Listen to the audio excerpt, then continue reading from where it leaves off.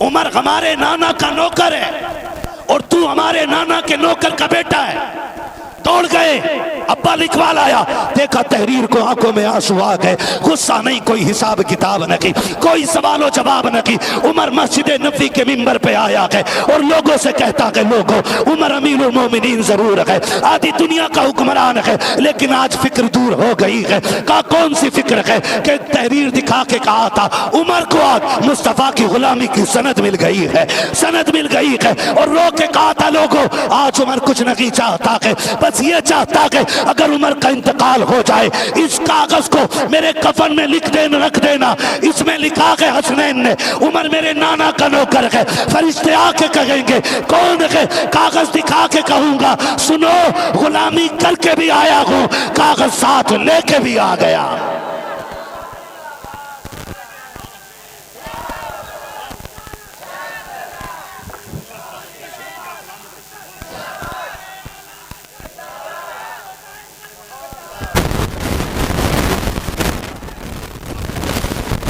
आगे 1 बज गया, घंटा हो गया, चले आगे। नहीं हुआ है ना? ठीक है ना? चेहरा आसिफ भाई का देखी, बात मेरी सुनते रहिए। हाँ, तवज्जो है ना सारे लोग? सुने, मुझे चेहरे पे एक बात याद आ गई और बड़ी मजबूत बात। अल्लाह करे ये हजम हो जाए। होती नहीं ना लोगों को, जब अपने खिलाफ बात होती है तो फिर हवाला मांगते, खुद तो पढ़ते नहीं गधे। पढ़ा पढ़ाया सारा पूछ लो, कुछ किताबें खोल, कुछ पलट, कुछ देख अल्लाह के बंदे। जब हज़रत अबू बकर सिद्दीक ने पहला खुतबा दिया था ना हुजूर के बाद, पहला खुतबा, तो आपने खुतबा देने से पहले फरमाया हसन हुसैन को बुला लाओ। दाहिनी जानिब हसन को बैठाया और बाईं जानिब हुसैन को बैठाया।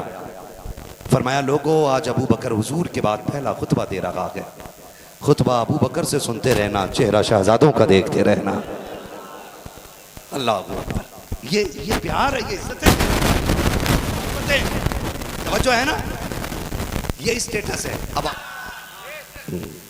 ये तेरा करम है आका कि बना लिया है अपना, कहाँ मुझसे ये कमीना, कहाँ सिलसिला तुम्हारा। यकीन करें मेरे पास सरकारे बगदाद की बारगाह के बहुत सारे तबर्रुकात हैं और इत्तेफाक ये है कि वो सारे तबर्रुकात मुझे आसिफ भाई से मिले हैं। हाँ, ये मकबूल बारगाह हैं सरकार गौसे पाक की। यकीनन आज बेशुमार सीनों के अंदर अगर कादरी धड़क को किसी ने बढ़ाया है तो उसी ज़ात को आसिफ रज़ा सैफ़ी कहा जाता है। अल्लाह सलामत रखे। यकीन करें इनके पास बैठो, इनके पास ना तो बस फिर जितनी देर इनके साथ रहोगे बातें बगदाद शरीफ की होती रहती है ना? ये जो भी जिसका आशिक होता उसी की बातें करता है और ये इश्क का उसूल है। आप उससे तज़किरा कोई भी छेड़ें, कहीं का भी छेड़ें, वो लोट फेर के अपने महबूब तक आ ही जाता है। ऐसे ही है ना? आ ही जाता है। तो जनाब मोहतरम आसिफ रज़ा सैफ़ी साहब क़िबला, जिनको रब ने ज़बान का, अदब का मलका अता किया है, जब बात करते हैं तो जी करता ये करते रहें, हम सुनते रहें। लेकिन करम फरमाई इनकी कि अब ये माइक मेरे हवाले इन्होंने किया है। उनसे पहले आपने हिंदुस्तान का बड़ा अजीम लहजा, और मैं तो कहूँ कि नबी की आल की ग़ुलामी में शायरी करने की इम्तियाजी हैसियत रखने वाला लहजा, जिसको पूरी दुनिया सुन्नियत जनाब मोहतरम ज़ैनुल आबिदीन कानपुरी के नाम से जानती है।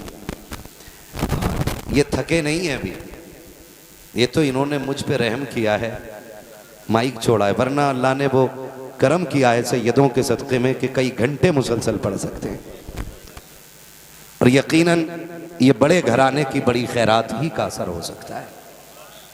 अल्लाह सलामत रखे। जनाब मोहतरम हज़रत अल्लामा मौलाना इसहाक़ साहब क़िबला, बड़ी खिदमतें और बड़ी कोशिशें इस इलाके के लिए हजरत की रही हैं। तमाम तर उलमाए अहले सुन्नत, अल्लामा जाबिर साहब, तमाम तर ये हमारे अहबाब और उलमा, कारी साहब क़िबला, सारे लोग जलवा करें। थोड़ी देर के लिए मैं भी हाजिर हूँ। उम्मीद करता हूँ आप भी यहीं होंगे, यहीं है ना सारे लोग। मैं बहुत ज़्यादा तो नहीं जानता हूँ,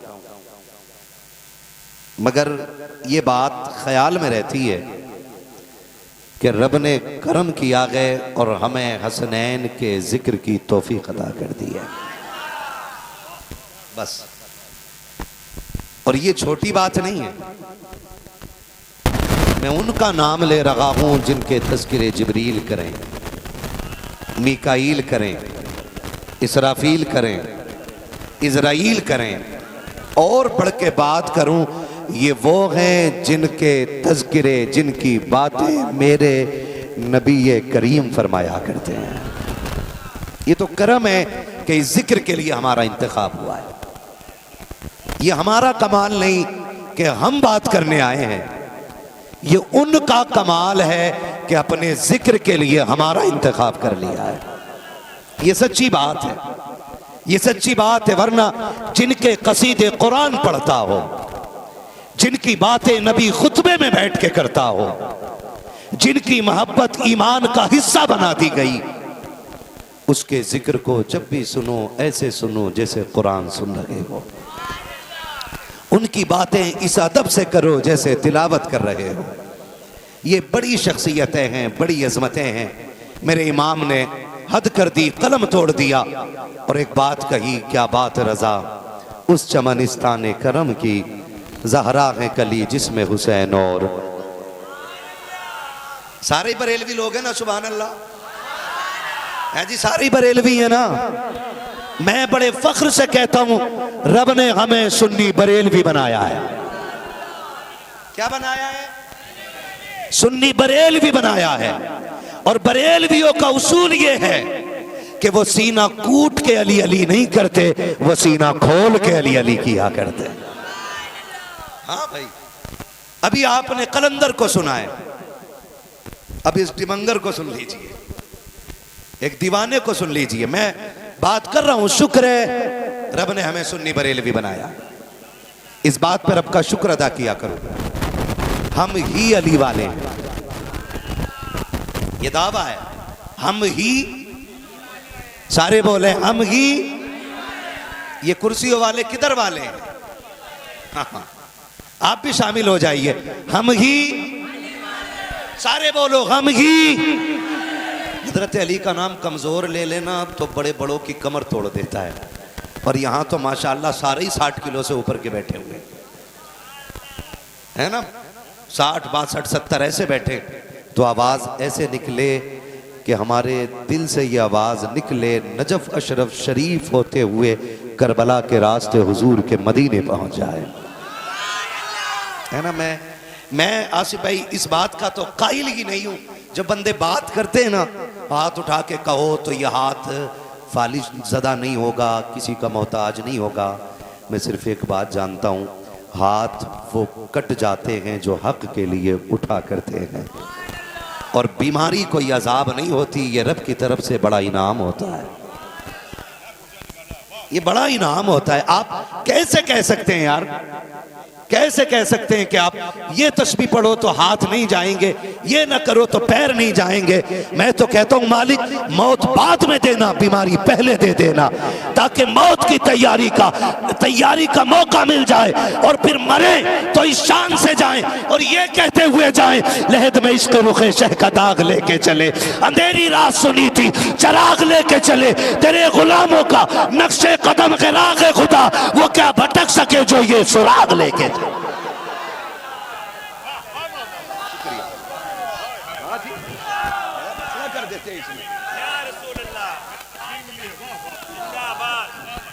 शुक्रिया, तवज्जो है ना। ओ भाई, किसी को बीमारी लग जाए ना, नाराज ना हुआ करो।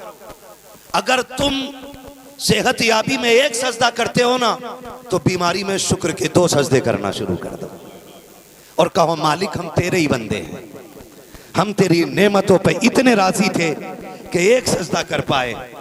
अब तेरी तरफ से ये जो इनाम मिला है ना बीमारी का, मौला इस पे 2 सजदे करते हैं, इस पे 2 सजदे करते हैं।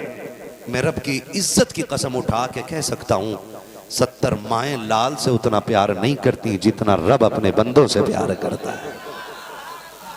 ये सच्ची बात है। 70 माएँ अपने बेटों से उतना प्यार नहीं कर सकती जितना रब अपने बंदों से प्यार करता है। तो आजमाइशें, बीमारियां, मुश्किलें उनके लिए नहीं होती कि जो रब से दूर होते हैं, बल्कि ये उनके लिए होती हैं जो रब के करीब होते हैं, है ना जी, जो रब के करीब होते हैं। मैं कभी सोचता हूं, और जब ये बात कही जाती है तो मैं सोचता हूं इमाम बुसीरी, कसीदा बुर्दा शरीफ लिखने वाली जात, जो लिखे तो हुजूर तशरीफ लाए। और एक बात और कह दूं, थोड़ा अकीदा मजबूत रखिए। हम जो कहते हैं ना कि वो आएंगे मदीने से, तू घर से चल के आ, तो मेरी समझ में ये बात नहीं आती हम होते कौन है प्रेशर डालने वाले। हम नौकर वो आका, आए तो करम, और वहीं से लेटे लेटे मुलाहिजा कर ले तो बालाए करम। और एक बात तो जरूरी है, हो ही नहीं सकता हुजूर आए और खुशबू ना आए।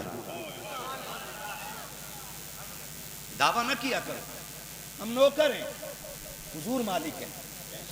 वो चाहे तो आ जाए और ना चाहे तो ना आए। हम तो उनकी रजा पे राजी हैं ना, हम तो उनकी रजा पे राजी हैं। हम फख्र से कहते हैं रब ने हमें सुन्नी, बोलो सुन्नी, बरेलवी बनाया है। सुन्नी वो भी कहते हैं, इस पे बड़ा झगड़ा चल जाता है। आज इस टॉपिक पे बात नहीं करनी है ना। सच बताऊं, मुझे आपने आसिफ भाई के बाद करबला के हवाले से बात करने के लिए बैठाया। मैं वो हूं जिसने सिर्फ सुना है या पढ़ा है, आसिफ भाई वो हैं जिन्होंने बार बार करबला देखा है। ये फासले बता सकते हैं, ये दूरियां बता सकते हैं, किस बुजुर्ग का मज़ार कितने फासले पे है, ये आसिफ भाई बता सकते हैं। और याद रखिए, शुनीदा के बुवद मानिंद दीदा, सुना हुआ देखे हुए के बराबर नहीं हो सकता है। लेकिन इस बात पे भी ना मेरे हुजूर ने ना बड़ा फख्र किया है। हुजूर ने फरमाया था, मेरे सहाबा, मैं तुमको एक बार मुबारकबाद देता हूं कि तुम मेरे हो, और जो तुम्हारे बाद वाले आएंगे मेरी तरफ से उनको 7 बार मुबारकबाद है। मुकद्दर पे नाज करें, बैठे, तवज्जो है ना सारे लोगों की। हुजूर ने फरमाया तुम्हें एक बार मुबारकबाद, और जो तुम्हारे बाद आएंगे उनको लिए 7 बार मुबारकबाद। सहाबा ने कहा हुजूर हमारे लिए एक मुबारकबाद, हमने बदर लड़ी, खैबर लड़ी, हुनैन लड़ी, खंदक लड़ी, उहद लड़ी, हुजूर एक मुबारकबाद। जो एक भी जंग में शामिल न हुए उनके लिए 7 बार मुबारकबाद। मेरे नबी ने फरमाया तुमने दरख्तों को झुकते देखा है तब कहा है ला इलाहा इल्लल्लाह, तुमने सूरज के टुकड़े देखे हैं तब कहा है ला इलाहा इल्लल्लाह, तुमने पत्थरों को कलमा पढ़ते देखा है तब कहा है ला इलाहा इल्लल्लाह। उन्हें 7 बार मुबारकबाद पेश न करूं जिन्होंने एक बार भी नहीं देखा होगा, फिर भी बगैर देखे ये कहेंगे जमीनो जमा तुम्हारे लिए, मकीनो मका तुम्हारे लिए, चुनीनो चुना तुम्हारे लिए, दगन में ज़बान तुम्हारे लिए, बदन में जान तुम्हारे लिए, आका हम आए यहाँ तुम्हारे लिए, उठे भी वहां तुम्हारे। क्या करूं का जाना अगर अबू बकर न मिले तो, सुनिएगा, कहा अगर अबू बकर न मिले तो, फिर आए हुजूर अगर अबू बकर न मिले तो फरमाया फिर मेरे उमर के पास जाना। फिर आए, क्या बताया, कब उमर का पता बता दिया है, फिर जाओ और फिर जाओ, फिर गए। हुजूर अगर उमर ना मिले तो फरमाया फिर मेरे गनी के पास चले जाना। 3 हो गए। अब जरा दिल थाम के सुनिए अगली बात। अली बागर नबी अंदर भेज अली रहे, कहा एक बार और जाओ, काका अगर फिर ये ना मिले, अब सुनो, अंदर गए, हुजूर आप ना मिले तो अबू बकर के पास जाऊं, अबू बकर न मिले तो उमर के पास जाऊं, वो न मिले तो उस्मान गनी के पास जाऊं, हुजूर मेरे माँ बाप आप पे कुर्बान, अगर वो न मिले तो, फरमाया फिर जा, जो तुझे बार बार भेज रहा है ना फिर उसके दरवाजे पे चले जा। अल्लाह अकबर। फरमाया जो बार बार तुझे भेज रहा है फिर उसके दरवाजे पे चले जाना। ये फैसला तो नबी ने कर दिया है कि उम्मत को पहले अबू बकर के दरवाजे जाना है, फिर उमर की चौखट पे आना है, फिर गनी की चौखट पे आना, फिर मौला अली की चौखट पे आना है।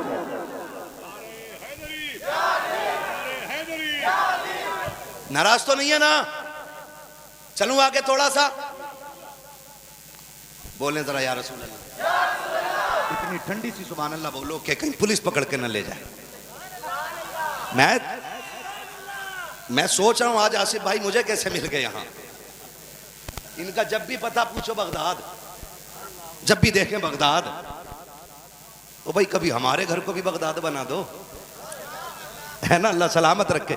यकीन करें बंदे शहर अपने इतना नहीं जाते जितना ये बगदाद शरीफ जाते हैं, है ना? बस ये है कि क्या कहें, जाते हैं वही जिनको सरकार बुलाते हैं।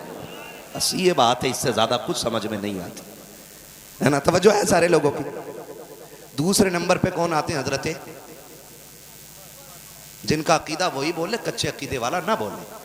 साफ बात है ना, मुझे सुले कुल्ली रावजी खारजी की दाद पसंद है, ना शक्ल पसंद है, ना अकल पसंद है, ना उनसे इनाम पसंद है, ना नजराना पसंद है। वही बोले जिनकी माओ ने दूध ही अपने बच्चों को नबी नबी की लोरी दे के पिलाया है। कौन है दूसरे नंबर पे? और उमर कौन है? 22 लाख मुरब्बा मील का मालिक। एक मोहल्ले का बंदा अगर वो हो जाए ना, प्रधान तो बड़ा होता है, मिंबर यूं कॉलर करके चलता है ऐसे, हाँ भाई क्या काम है, सड़क पढ़नी, वो पढ़ जाएगी, वो पढ़ती फिर भी नहीं। और उमर एक मोहल्ले का नहीं, एक शहर का नहीं, एक इलाके का नहीं, आधी दुनिया का मालिक है। पावर इतनी है कि कैसर और किसरा कांपते, ये ताकत है। लेकिन अहले बैत से प्यार कितना है। एक सफीर आया, खास गुफ्तगू है, कमरे में बैठे बात चल रही है, लोग बात करते हैं हवाले दो, है ना आसिफ भाई? बड़ा हवाला पूछते। मैं कहता हूं जब तुम्हारे झूठे पीर की तारीफें होती हैं तब हवाले नहीं ढूंढते हो, जब मेरे करबला वाले पीर की बात आती है तो हवाले ढूंढने लग जाते। सीधी सी बात है। सुने, अमीरुल मोमिनीन ने अंदर कमरे में गए और बेटे से कहा खड़े रहना, किसी को अंदर आने ना देना, खास बात कर रहा हूं। अंदर चले गए, थोड़ी देर गुजरी के इमाम हुसैन आ गए। बोलो जरा सुभान अल्लाह यार। इमाम हुसैन आ गए। कौन है अंदर? हजरत अब्दुल्ला इब्न उमर बाहर खड़े। का बाबा जान है, आप कैसे आए? कि मिलना है। तो इमाम हुसैन ने फरमाया तुम कैसे खड़े हो? कहा मुझे खड़ा किया गया ताकि कोई अंदर ना आए। तो कहने लगे कोई बात नहीं। तो हजरत अब्दुल्ला इब्न उमर ने कहा हुजूर आपके लिए नहीं, आप जब चाहें तब जा सकते हैं, ये पाबंदी दूसरों के लिए, आपके लिए नहीं। तो फिर अली की दरसगाह के तरबियत याफ्ता थे ना, पता था बड़ों का लिहाज क्या होता है। कहने लगे कोई नहीं, अमीरुल मोमिनीन ने खास बात होगी जब अपने बेटे को बाहर खड़ा किया हुआ, जोहर में मिल लेंगे। ये कह के वापस आ गए। जैसी महफिल खत्म हुई, मीटिंग खत्म हुई, हजरत उमर बाहर निकले। निकल के एक लंबी सी सांस ली और सांस लेके कहा था बेटे कोई आया था? बोलो यार सुभान अल्लाह। मैं कहता हूं आशिकी का अहले बैत का जो सैयद को खुशबू से ना पहचान सके, खुशबू से ना पहचान सके। कोई आया था? जी अब्बा।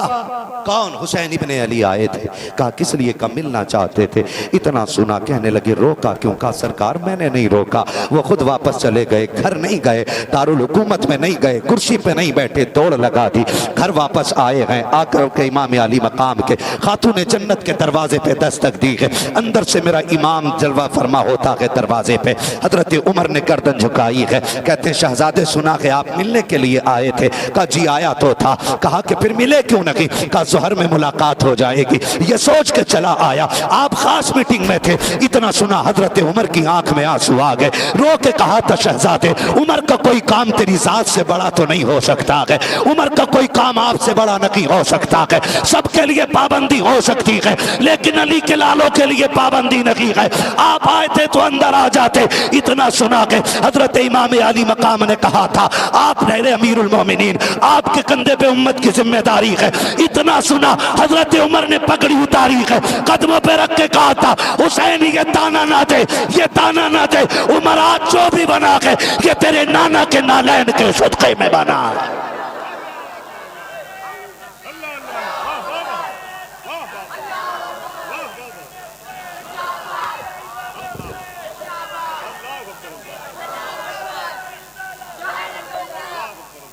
खैरियत है सारे लोग?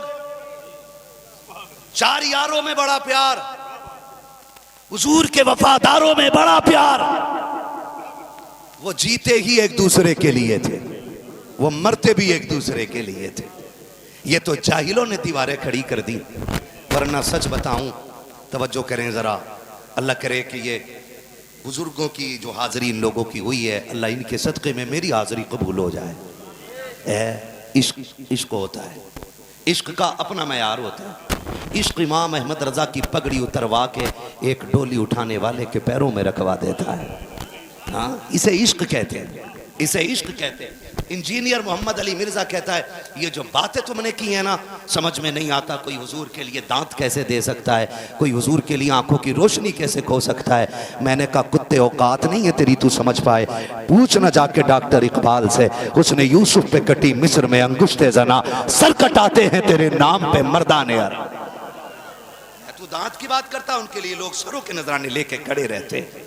इश्क इश्क होता है, इश्क इश्क होता है। ये जो बैठे हो ना रात के इतने बजे, ये इश्क ने बैठा रखा है, वरना कोई बैंक की लाइन में इतने बजे नहीं लगा जितने बजे हुसैन की महफिल की लाइन में लग गए।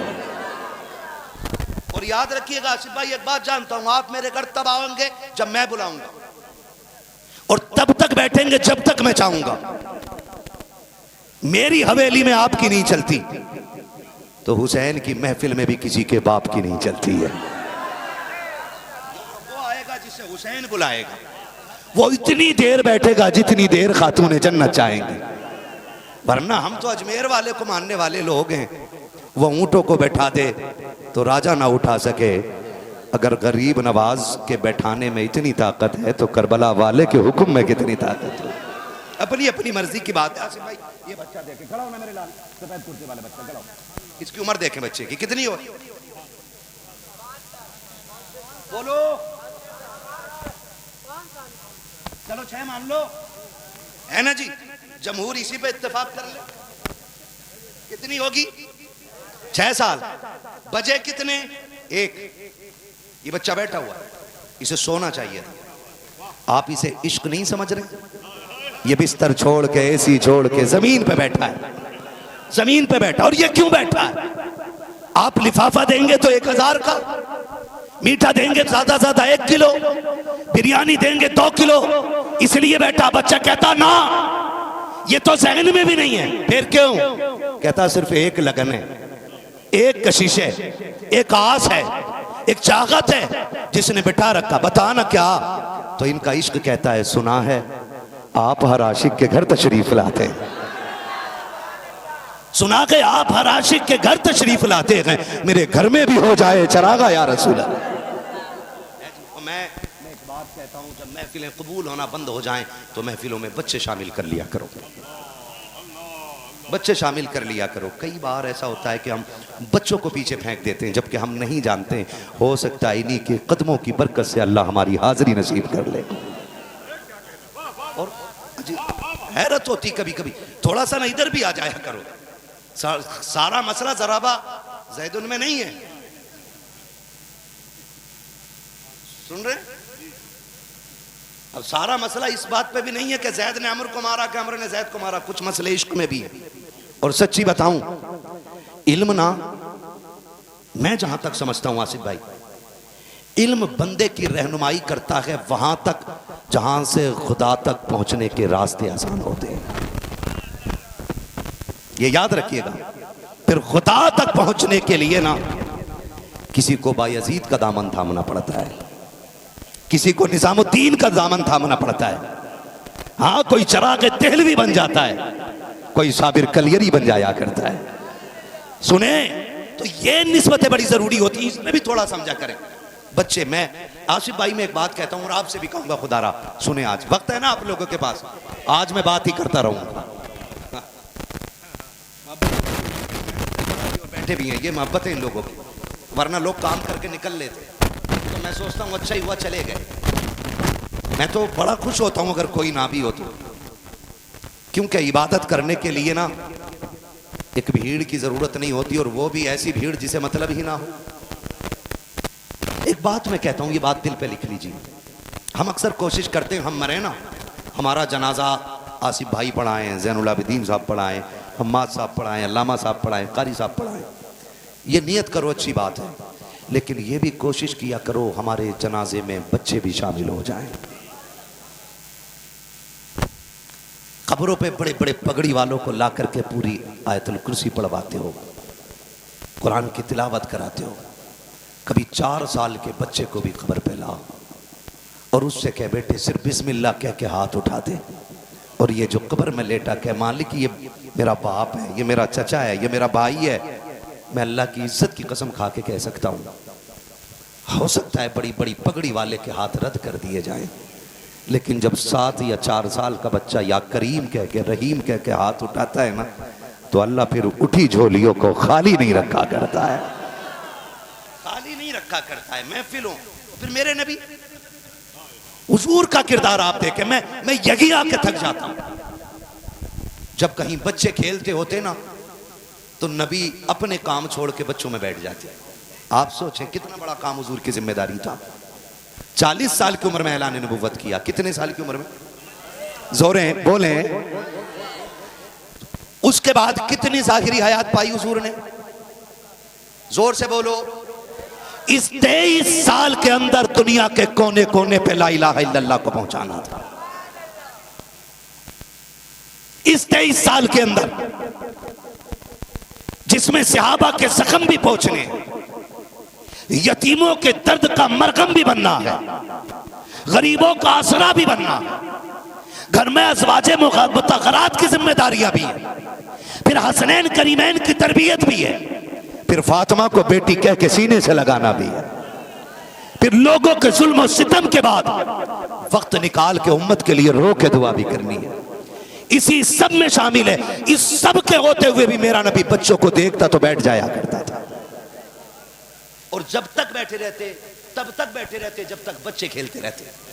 और हुजूर फरमाया करते थे, मुझे बच्चों के काम का 5 काम बड़े प्यारे लगते, और जिन्हें हुजूर ने प्यार किया उनके साथ ही बैठ जाया करो, उनके साथ ही बैठ जाया करो, सलामत रहे। पगड़ी होती है, एक वकार होता है, इज्जत होती है ना। आदमी ना जरा सा मौलवी बन जाए तो फिर वो सैयदों को घास नहीं डालता। लेकिन आज मैं इस पर बात नहीं करूंगा। जिस दिन करूंगा ऐसा ऑपरेशन करूंगा कि 7 पुश्तें कहेंगी कभी सैयदों के खिलाफ ना बोलना। मैं बात करूंगा इस पे आने वाले वक्त में इंशाल्लाह, लेकिन आज बता रहा हूं, स्टेटस होता है, लेवल होता है। मुझे एक बात बता दो, हजरत उमर फारूक आजम का लेवल क्या है? लेवल जानते हो? उनका लेवल यह है कि अगर दरियाए नील खुश्क हो जाए, खत लिख दे तो बहने लग जाए। ज्वालामुखी फटे। आज के दौर में हेलीकॉप्टर से तस्वीर लेते हुए बंदा डरता है। उमर अपने कंधे की चादर उतार के कहता है, जाओ ज्वालामुखी को जाके दिखा देना, ठंडा पड़ जाएगा। ये उमर का लेवल है। जलजला है, उमर ठोकर मार दे जमीन थम जाती है। ये उमर का लेवल है। लेकिन सुने, हज़रत अब्दुल्ला इब्न उमर गुजर के जा रहे हैं, हसनैन करीमैन ने देखा, गुजर के जा रहे हैं, आवाज दी, सुनो हमारे नाना के नौकर के बेटे, बात सुन। वर्दी में जो टीम होती है वो कौम की जनता की सेवा करने के लिए होती है, लेकिन आप कह के तो देखिए, तो हमारा मुलाजिम है, 2 डंडे फालतू मारता है, जबकि बहुत जल्दी कर जाती है। और हज़रत अब्दुल्ला इब्न उमर से क्या कहा था हज़रत हसनैन करीमैन ने, हमारे अब्बा के, हमारे नाना के नौकर के बेटे, बात सुन। आ गए, अदब था, जी बात कही, जाओ। घर आए हज़रत उमर के सामने, अब्बा आज अजीब बात हुई है। कहा क्या हो गया? कहा वो जो है ना शहजादे, उन्होंने आज ऐसे ऐसे कहा। हज़रत उमर को गुस्सा नहीं आया, तेवर नहीं बदले, कहने लगे क्या कहा तुमने? कहा उन्होंने कहा हमारे नाना के नौकर के बेटे। तो फरमाया लिखवा लाएगा। बेटे ने सोचा शायद लिख कर के बात मजबूत हो जाए। हाँ लाया ना लिखवा के, दौड़ के गए। जो कहा है लिख दोगे? तो दोनों ने मुस्कुरा के कहा अली के बेटे हैं, जो कहना भी जानते हैं वो करना भी जानते हैं। लिख दिया। उमर हमारे नाना का नौकर है और तू हमारे नाना के नौकर का बेटा है। दौड़ गए, अब्बा लिखवा लाया। देखा तहरीर को, आंखों में आंसू आ गए। गुस्सा नहीं, कोई हिसाब किताब न की, कोई सवालो जवाब न की। उमर मस्जिद नबी के मिंबर पे आया है और लोगों से कहता है, लोगों उमर अमीरुल मोमिनीन जरूर है, आधी दुनिया का हुक्मरान है, लेकिन आज फिक्र दूर हो गई है। कहा कौन सी फिक्र है? कि तहरीर दिखा के कहा था उमर को आज मुस्तफा की गुलामी की सनद मिल गई है, सनद मिल गई है। और रो के कहा था, लोगों आज उमर कुछ नहीं चाहता है, बस ये चाहता है अगर उमर का इंतकाल हो जाए, इस कागज को मेरे कफन में लिख देना, रख देना। इसमें लिखा है हसनैन ने, उमर मेरे नाना का नौकर है। फरिश्ते आके कहेंगे कौन है? कागज दिखा के कहूंगा सुनो गुलामी करके भी आया हूं, कागज साथ लेके भी आ गया।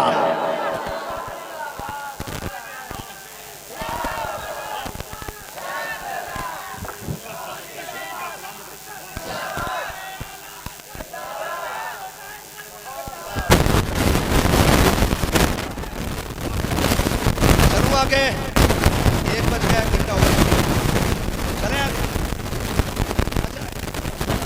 नहीं हुआ है ना? ठीक है ना? चेहरा सिपाही का देखी बात मेरी सुनते रहिए। हाँ तवज्जो है ना सारे लोग?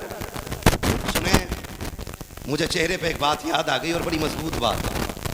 अल्लाह करे ये हजम हो जाए। होती नहीं ना लोगों को, जब अपने खिलाफ बात होती है तो फिर हवाला मांगते, खुद तो पढ़ते नहीं गधे। पढ़ा पढ़ाया सारा पूछ लो। वो कुछ किताबें खोल, कुछ पलट, कुछ देख अल्लाह के बंदे। जब हज़रत अबू बकर सिद्दीक ने पहला खुतबा दिया था ना हुजूर के बाद, पहला खुतबा, तो आपने खुतबा देने से पहले फरमाया हसन हुसैन को बुला लाओ। दाहिनी जानिब हसन को बैठाया और बाईं जानिब हुसैन को बैठाया। फरमाया लोगों आज अबू बकर हुजूर के बाद पहला खुतबा दे रहा है। खुतबा अबू बकर से सुनते रहना, चेहरा शहजादों का देखते रहना। अल्लाह अकबर। ये प्यार है, ये इज्जत है, तवज्जो है ना? ये स्टेटस है। अब ये तेरा करम है आका कि बना लिया है अपना, कहाँ मुझसे ये कमीना, कहाँ सिलसिला तुम्हारा। यकीन करें मेरे पास सरकारे बगदाद की बारगाह के बहुत सारे तबर्रुकात हैं और इत्तेफाक ये है कि वो सारे तबर्रुकात मुझे आसिफ भाई से मिले हैं।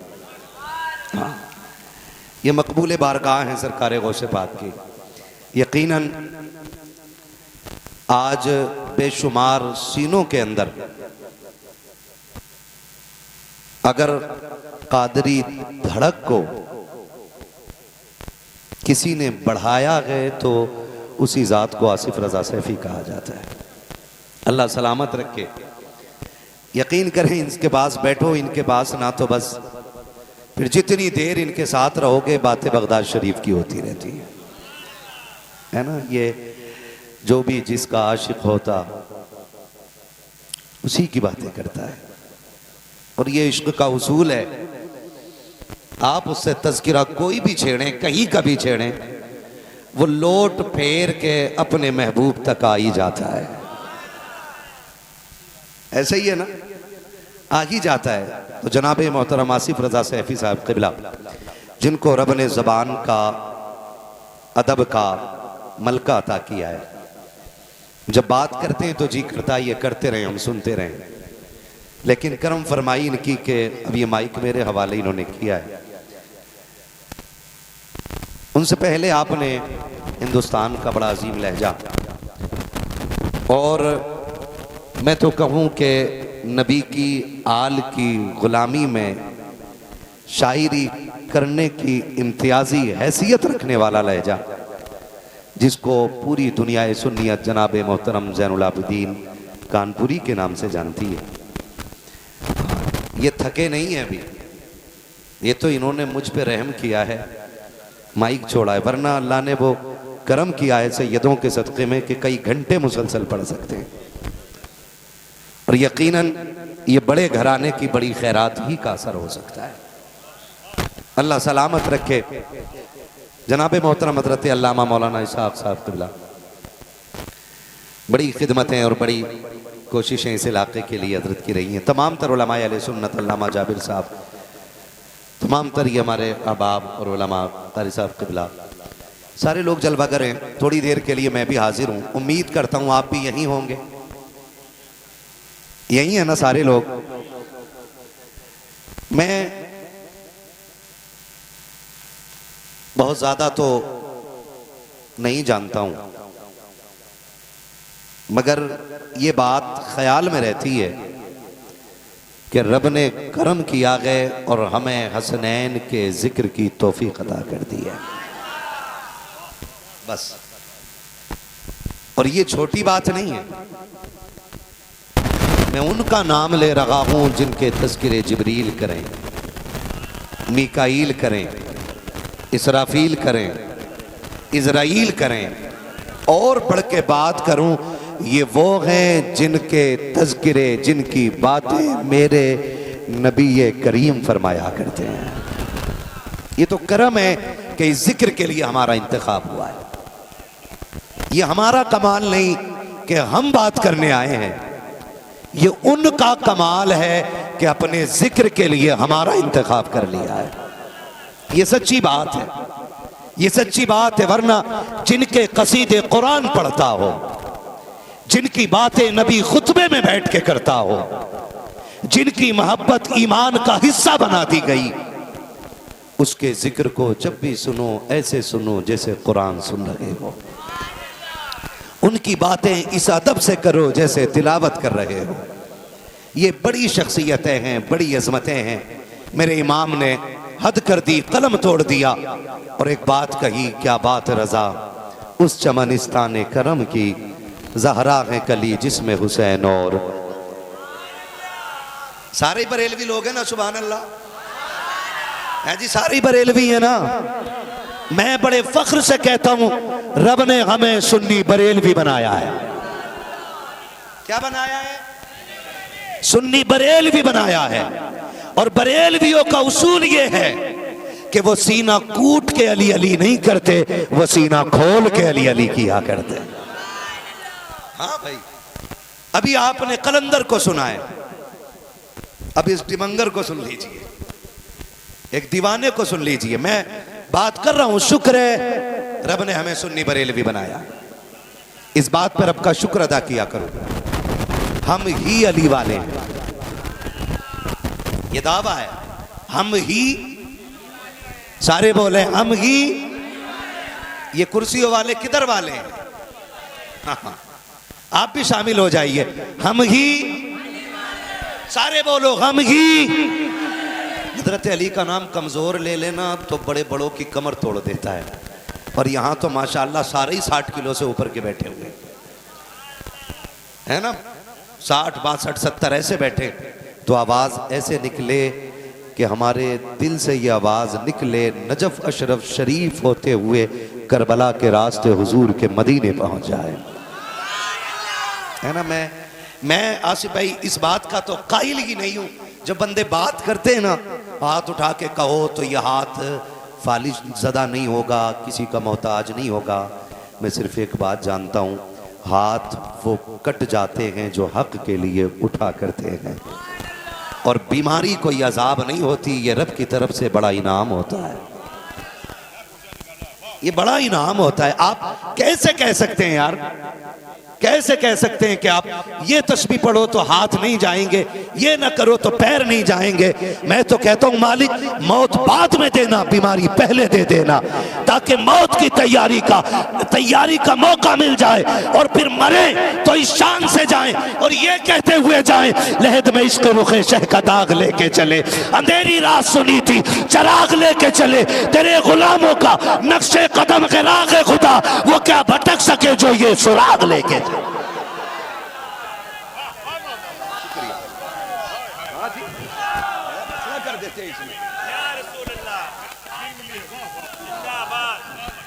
शुक्रिया, तवज्जो है ना। ओ भाई, किसी को बीमारी लग जाए ना, नाराज ना हुआ करो। अगर तुम सेहत याबी में एक सजदा करते हो ना, तो बीमारी में शुक्र के 2 सजदे करना शुरू कर दो और कहो मालिक हम तेरे ही बंदे हैं, हम तेरी नेमतों पे इतने राजी थे कि एक सजदा कर पाए, अब तेरी तरफ से ये जो इनाम मिला है ना बीमारी का, मौला इस पे 2 सजदे करते हैं, इस पे 2 सजदे करते हैं। मैं रब की इज्जत की कसम उठा के कह सकता हूं 70 माएँ लाल से उतना प्यार नहीं करती जितना रब अपने बंदों से प्यार करता है। ये सच्ची बात है। 70 माएँ अपने बेटों से उतना प्यार नहीं कर सकती जितना रब अपने बंदों से प्यार करता है। तो आजमाइशें, बीमारियां, मुश्किलें उनके लिए नहीं होती कि जो रब से दूर होते हैं, बल्कि ये उनके लिए होती हैं जो रब के करीब होते हैं, है ना जी, जो रब के करीब होते हैं। मैं कभी सोचता हूं, और जब ये बात